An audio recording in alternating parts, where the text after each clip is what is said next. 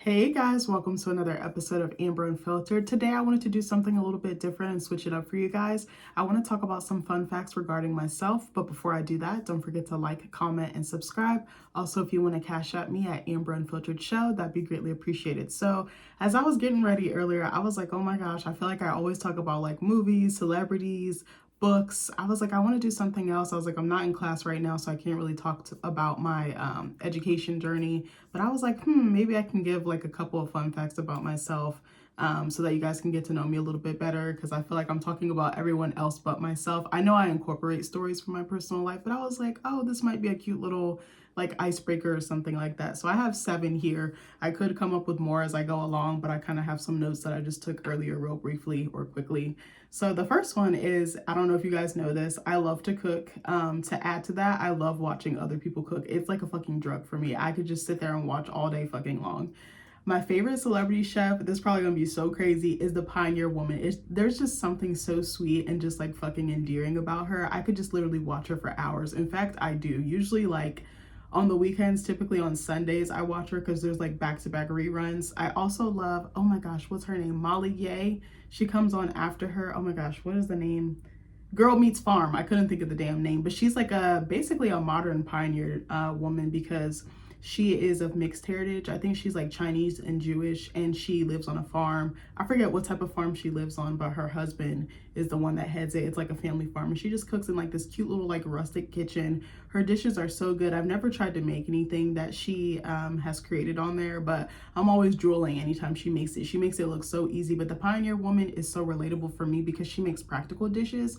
They're very simple. It's like simple dishes, but she elevates them with like the technique, the sauce, how she cooks them, or whatever the case may be. But she just seems so down home. I was like, this is recipes that I would like want to make for my kids, that I would want to make for my husband. I've tried a couple of things that she has made. One was a complete fucking disaster. Okay, tea time or story time. So I told you guys in another video, we went to the Outer Banks last September, and I tried to make this chicken piccata dish that she had made, and I used the wrong wine, I think, and the sauce was so fucking bitter. It's like a yellow sauce.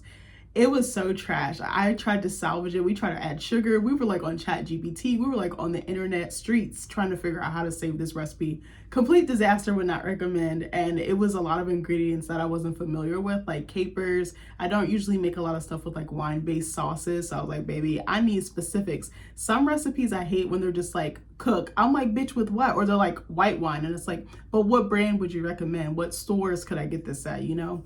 So that was a complete disaster. There was another one that I made called the Oklahoma onion burgers. It's like a double patty stacked with cheese, but you press like onions into the patty, like with a burger press. Oh my God, it was so good. Me and Nick were like eating off our fingers, or eating our fingers basically. So anyway, I just have like such a little crush on her. Like I admire her. I just love her recipes. I just love her personality. I just kind of, her vibe is just my thing. I was like, she dresses like how I would dress, like if I was, you know, her. Like, I don't know, just something about her just is near and dear to me. I know a lot of people are like, oh, I don't really care for her. I'm like, that's your problem. So also, I feel like there's a couple people on social media that I really love to watch. I probably have a very unpopular opinion, but I don't know how to pronounce his last name, so I might say it 2 ways. Emmanuel Duvernay or Duvernay. He's a young black guy who makes stuff, and he like dances afterwards. His videos are so simple, but I know he has put so much time and effort into it. I actually really, really admire him. I would love to meet him or just be able to work with him or something like that. Like his trajectory has been so impressive to me. I don't remember how I came across him. I think on Facebook. He was just in my reels and I kept seeing him and I was like, his food looks so freaking good. I just loved his energy. I loved the dishes that he was making. He was just like elevating, like, again, simple dishes and just taking them to the next level. I love like seeing his like endorsement journey. Like I think I saw he just did something with like the 49ers. He did like a taste test, or it might have been the wrong team, but he was like doing taste tests of different like restaurants at the stadium. I think he worked with Crate and Barrel. Like, I just think it's so cool. I was like, I would love to, if I could mirror somebody or imitate somebody, I would kind of want to do something like that. But more so in like the YouTube space, or no, let me back up, not in the YouTube space, more like in the pop culture space, because I think I really would love to be like some type of journalist, interviewer, podcaster, or somebody like a host or something like that. Like I was watching the Golden Globes the other day, and I loved the host that they chose on there. I didn't catch any of their names, but there was a beautiful black woman on there. She had this white gown on. She looked literally stunning. There was a white lady in like this beautiful like purple like sparkly gown, and I was like, if I could do something like that, like interview celebrities on the red carpet or something, like that would actually like make me so happy, I feel like. And I know it's not an easy job. Of course, we see the glam and the final product, but these people probably have worked so hard, and I know that's such a coveted spot, but I would love to maybe do something in that realm. Also, I love Jenna Frumes. She had a baby with Jason Derulo. She's really, really cute. I was like, I feel like my daughter would kind of look like her. Maybe not as tan, but I was like, she's a beautiful girl. Like, I just love her vibe. Again, like, she just seems so down to earth. Like, I love the meals that she makes for her kid, how she pours love into everything she does for her son. I also love the meals that she makes. I think she had like a story or something, or a reel of like this bird that comes to visit her in her backyard, and she like feeds it, and it like comes like and sits in her hand. Like, she's like a literal Disney princess. Like, again, it's just the vibe, the personality, and what she stands for. I just really resonate with that, or that really resonates with me. And I know this is like, some people are on the fence about her, but I really, really love Nara Smith. I don't know what it is. It's just, her voice is so calming. I would never be able to make those fucking dishes, but hats off to you, sister, because I know she got 3 kids. She's married. She's a model. Like, I think she also has an autoimmune disease, if I'm not mistaken, but her content is so beautiful. It's one of the best things on the internet, in my opinion, but I could be wrong. But yeah, I don't know. I could just watch them cook for hours. Like, sometimes I just, there's one more guy. I just recently started watching him again on Facebook. Facebook is my favorite social media platform. There's a guy, I don't know his name, but Grill Nation, it's this white guy who just grills a bunch of shit, but the stuff be looking so good. I'm trying to think, what the fuck has he made? He's made like steak sandwiches, oh my God, ribs, anything you can think of, he's made it. He makes these really like hearty dishes. I'm like, oh my God, I'm over here fucking drooling. But, and I love, like, at the end, he like is fucking that food up. I was like, that's how a real foodie should be. Like, you should fuck that shit up. Obviously we need food to survive, but you know, I love food. Like, I needed to like sustain myself, but I love finding new recipes. I love watching people cook. I don't know what it is. It's just so soothing to me. It's almost like ASMR. Like, literally ask my husband, I will just watch and watch and watch for hours. Like, sometimes when I'm doom scrolling, it's just literally me watching people cook and eat, and I'm just like, I'm happy. I'm in my fat girl place, like fat girl happy place. So number 2, I love writing. I don't know if you've known that, but I've mentioned it in previous videos. I've wanted to be a writer since I was a little girl. I want to write fiction and poetry.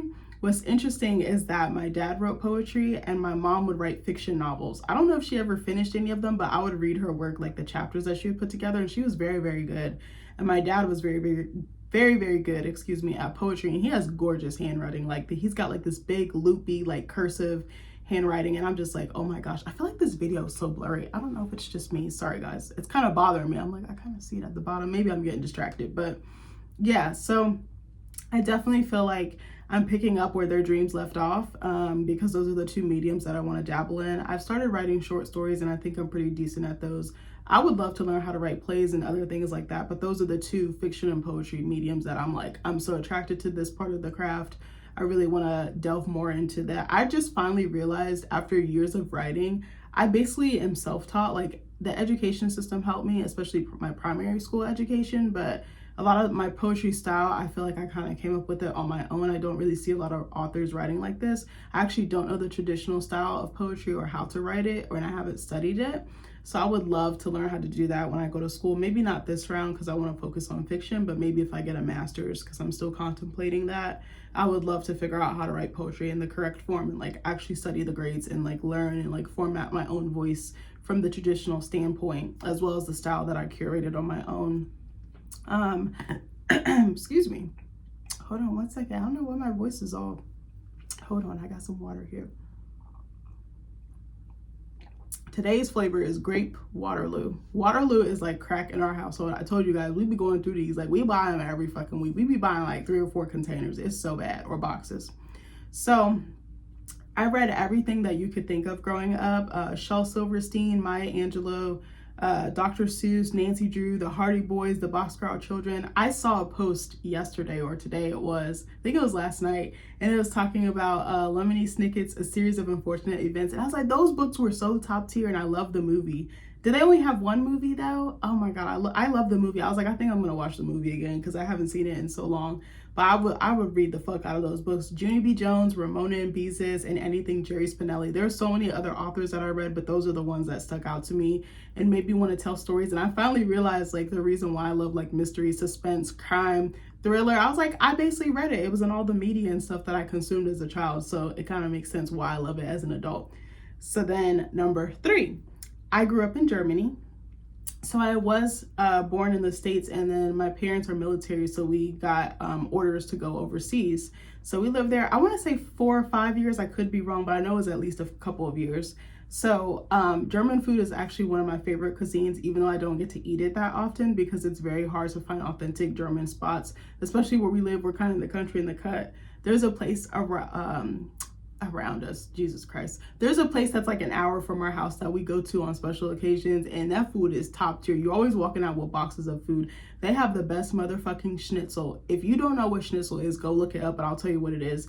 It's like, basically think of like a thinly pounded steak, but it's like pork or veal or something to that effect. No, not chicken. Pork and veal. Is veal pork? Yes, I think so. But it's like a pork steak basically, but it's very thinly breaded.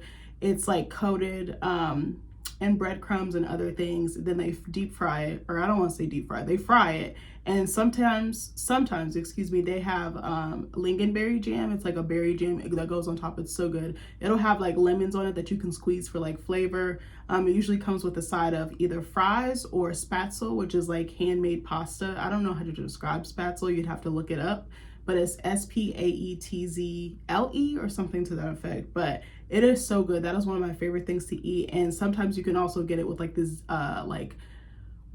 red wine gravy, like a burgundy sauce, I think it's called. Oh my god, I could drink that sauce. I made it on accident one time when I was making this French beef stew for me and my husband, and oh my god. And my mom had went to Paris and she got us this amazing fucking bottle of French wine. So I like made the stew and then we like had the wine with it. It was like a whole vibe. I was like, yes, I love this. I love me a good night in. I can't advocate for that enough. So number 4, I used to want to be a fashion designer growing up, but when I realized how much fucking work it was, I changed my mind with a quickness. I also wanted to be a doctor as well, which that kind of tracks because I like helping people, and I think that medicine is a very healing way, but I think I'm going to do it in a different way, which is through literature. So when I was a kid, I'd freaking binge watch Project Runway every single day. What was the guy's name? Was his name Tim? Oh my god, I gotta look this up, y'all. Hold on one second. He would talk like this. Like, he had like a very distinct, what was his name? Oh my god, hold on. Project Run. Tim Gunn? Was that what his name was? Hold on, let me see if that was. Yes, Tim Gunn. He would just talk like this. Like, he had like a very distinct voice. I loved him. He had like such a distinct voice and a distinct personality, but I loved him. I loved watching Heidi Klum on there. I love how they would like cycle through different guests and the type of challenges that they would have. I mean, I always knew I was going to be in something creative. I just didn't know what. Like, I used to write songs. I used to try to sew clothes. Like, anything you could think of, I tried it. I tried modeling. Like, oh, I hated modeling. My parents even got me a sketchbook, and I tried to make my own clothes growing up, which was a complete disaster. Like, one time I tried to make a fucking jean skirt, and I like cut it and like glued it together. This was like when I was a kid and I was stupid. And then I like tried to sew some sequins on it. It was so ghetto. And I was like, bitch, how are you gonna wash this? I think the fuck not. And then I took a fashion design class in like 11th or 12th grade, and we had to sew a purse. Oh my god, complete disaster. Like, it's really hard to sew. I was like, no, that's not for me. I can envision stuff in my head fashion wise, but baby, no, don't ask me to make nothing. Don't even look at me. Also, to add to it, I don't know if you guys ever heard of it. I don't know if there's other ones, like agencies similar to this, or like it's a chain, or if it's just one, but there was this like talent agency for kids called John Robert Powers, and me and my brother did it growing up, and I went in for modeling and I hated it. I was like, I didn't feel as pretty. I felt like so insecure. I felt like I wasn't good enough. We had to do like a jean commercial. So we had to wear something jean-like. And then as soon as they pressed that red record button, I was like a deer in headlights. We had a script we had to memorize. There was so many fucking kids in that waiting room. And I was like, never again, bitch. But my brother got in. He went for acting, and they like wanted to send him to LA. Like, they were like using likenesses of other like television like child stars or actors, like what's the girl's name, Brenda Song, who played London Tipton. Like, I remember seeing her picture in there. They were like, she went here, like, you know, trying to entice us.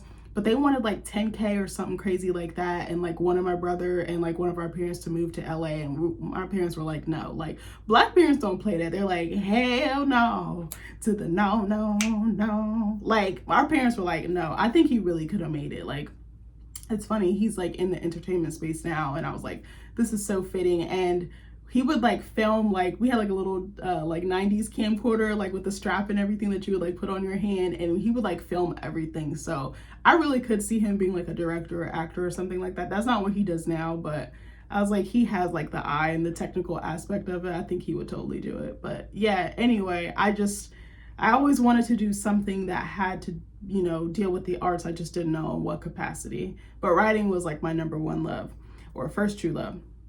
Number 5. So I love going to the movies. Besides going out to eat, it's one of my favorite things to do. I feel like movie theaters are like a second home for me. I find comfort in stepping into someone else's shoes and just kind of seeing the world through someone else's eyes. I love movies so much. Again, I've told you guys this several times. I have such a deep level of respect, admiration, and love for people who make these, because I know it's not easy. Shows, movies, whatever you want to call it, any visual medium, honestly, is very difficult to conceptualize and like see it through. But I just adore it. Like, I'm always watching new movies. Like every single day I've been watching a new movie. I'm just like, yep, I like this. Nope, I don't like that. And I don't know. It's just something about it. Again, it's almost like the cooking videos is just soothing to me. And I want to hear what type of stories people are telling and like what other people are going through. I don't know. Watching movies kind of, I feel like, helps you develop empathy for other people. That's just my thought. But I don't know. I could watch them all day long. And I hope this is something that I'm able to pass on to my kids. Number 6. Sorry, I had to put my tablet down. I love R&B music. Some of my favorite artists, this isn't even scratching the surface on all of them. I do like rap and I like other genres like alternative and pop, but these are some of my favorite R&B artists that I could quickly think of. Alina Baraz, Alex Isley, Janae Aiko, The Weeknd, Mariah the Scientist, Kehlani, so many more. There's so many more that I can't even name. But whenever I'm writing or creating or need inspiration, I just this is like my process. I'll share a little bit with you. So usually I'll come in my office in here and I close the curtains. Usually I'm up early, so it's still not dark, but you know, not as bright outside. And I'll shut my door, and then I'll put on a candle. I'll have my headphones. What else? Oh, and I usually have my space heater and a blanket. And then I just get cracking. I like a dark room just for like ambiance and mood, so I can like, it can help me think and get into that headspace. But I need music. I need music so bad. Like, it helps me create. It helps, again, set the mood, set the atmosphere, and it helps get my flow or my juices going. So I don't know. But okay, last but not least, if I can't think of anything else, number 7. I used to perform spoken word years ago. You know, I'm a dinosaur now. At first, it was very intimidating going on stage, but the more I did it, the more comfortable that I got. I haven't done it in like 4 or 5 years. I don't really feel the urge to perform at this phase in my life, but I'd love to return to it later on down the road. Ideally, if I could, I would love to write a book of poems. I don't know when, don't ask me when, because I don't even know. And I'd love to like tour it, you know, like go do readings and stuff like that and connect with people, you know, that are supporting my work. But yeah, I don't know. I used to do it a lot. I think the first show I did was like around 4th of July back in 2014. It was one of my dad's friends. Shout out to Miss Leslie. I love you so much. She was the first person who was like, you should like do something with this, like take it more seriously, like get out there, go on stage. And I was like, you want me to do what? And I think the first poem I ever like went and performed, I was talking about being like a phoenix or something like that. And I met this guy, I forgot what his name was. Was it Concept or something like that? He had a really unique stage name. It was a black guy with locks, and he was really cool. She knew him, I guess, because she had been going to that venue. It was Busboys and Poets in Hyattsville, Maryland. I still remember it. And I met him, and he wrote a poem based on me right after we met. Like, I was like, oh my God. I was like, that's insane. Like, he basically freestyled it. And I think the poem was like something about like, I don't write for you, I write for myself. I write to heal, I write to get out my shit, my demons. And I wanted to record it. I think I started recording it like after he was almost done, but it was so beautiful. I don't know where that guy is at, but shout out to you. I don't remember his exact name, but I still like kind of can see him in my head. He was such a cool guy and just like so welcoming to me because I had no fucking idea what I was doing. I think I was like 19 at the time. But honestly, I was still performing poetry when I met Nick back in 2018, but then I kind of slowed down because, you know, when you fall in love, you get caught up, you start blending your life with someone else's. It was just like that, figuring out work. I feel like I started spending more and more time trying to survive, but also trying to build my world and like work on my mental health and stuff like that, and working and just going to school. Like, I just really didn't have time, and a lot of the venues are like far away from my house. Like, we live in the cut, I'm telling you. Like, most of them are like 45 minutes away. I'm like, baby, I'm not trying to do that, because I've been there, done that. But, you know, I would love to get back into it. I don't know when, I don't know where, how. You know, sometimes if I hear something, you know, I'll want to do it, but I don't know. I just haven't really felt like performing. You know, I think I'm a relatively decent performer, but I don't know. I haven't had that spark to do it in a while. But yeah, anyway, this kind of concludes my video, I think. But I just wanted to kind of give you guys a little bit more about who I am, or some fun things about me rather, because I guess you're not really going to figure out everything about me. But you know, I'd love to hear some fun facts about you guys. I don't want to just make it about me. You know, I'm basically talking to you guys, but I don't get to see your faces. So it'd be so nice if I could hear from you guys. Drop some fun facts about yourself, you know, that are respectful, of course, and within reason, nothing too crazy. But, you know, just some fun stuff like, what do you like to do? What hobbies do you have? What interests do you have? What shows are you watching? Anything that's cool, anything that you feel makes you unique, you know, because we all are. But I'd love to know more about you guys. I'll see you in the next video and talk to you soon. Love you. Bye.